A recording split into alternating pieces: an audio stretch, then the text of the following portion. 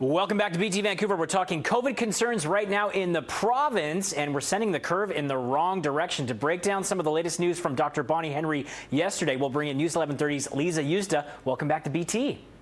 Thanks, Thor. Now, I was driving home and listening to News 1130, as I always do, and they were saying Bonnie Henry is having an unscheduled press conference today, and I thought, that is not good. So tell us the latest and some of the regulations when it comes to restaurants, bars, and nightclubs.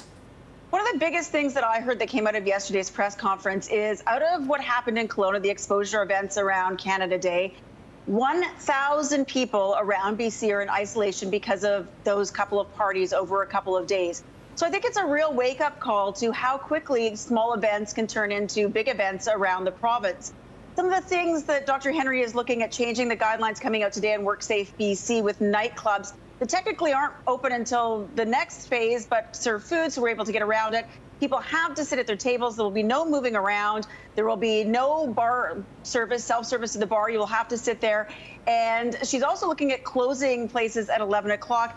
I'm not quite clear if that means just in the interior, where they're seeing a lot of people get together and having a lot of fun, or if it's going to be broadly across the province. 11 o'clock being sort of what she said, the tipping point. My words would be like when people get loosey-goosey, when they have too much to drink to make wise decisions. So that's some big changes that we could see coming at bars and restaurants and pubs. Yeah, and Bonnie Henry also saying that you can't do the table hopping thing, and you really need to limit the number of people in your party if you are going to a restaurant. Well, that hasn't changed. You were supposed to only be 6 people at a table. You weren't supposed to move between them. But people are asking when they're going there, they're either bringing 2 groups of 6 and then switching between tables, or they're just moving around, or they're asking for a little leeway. And she's saying, just stop that. And she has been saying that for some time. So obviously they're taking the next step to really make that distinct and difficult. One of the other things that has come up with these large groups is the third beach gathering that we've seen a lot of video of.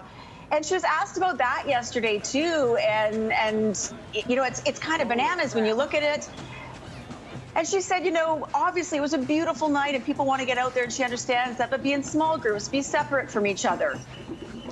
Okay, pretty straightforward. Yeah, exactly. Let's move on to the schools. My wife was really upset yesterday. She basically said to me, so someone can go to a strip club, but there's still a question whether or not my kindergartner can go into grade 1 and start school in September. So there's a lot of different regulations for different areas, but when it comes to children's education, still a lot of question marks. So what's the latest when it comes to schools opening up again in September, according to Education Minister Rob Fleming?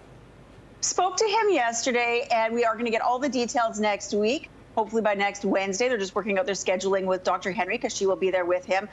He is saying, and as he has said in the past, that his goal is to have 100% of kids, at least in elementary and middle school, in for full education. But it's not going to look like it did before, talking that there may be cohorts of kids that stick together and move around in a pod. And of course, there's the staggered timing as we've had before. So there are still a lot of questions of what that's going to look like. But they are angling to get as many kids back in as possible. And I know that terrifies some parents. I remember, though, Dr. Bonnie Henry saying that children 10 and under, they've looked at studies from Korea and other places, that they're far less likely to spread or catch the virus. And Premier John Horgan will be holding a news conference later today. What's your sense of what he'll talk about later? Well, I know one of the things a lot of people are wondering about is who can enforce things like what happened at Third Beach. We talked to the city, we talked to Parks Board, they said we can't do it. Then we asked Bonnie Henry, and she said, yes, they can. Cities do have the ability, their bylaw officers do have the ability to do that. So I think a big question is, who's doing this enforcing? Okay, awesome. Thanks as always for that update, Liza.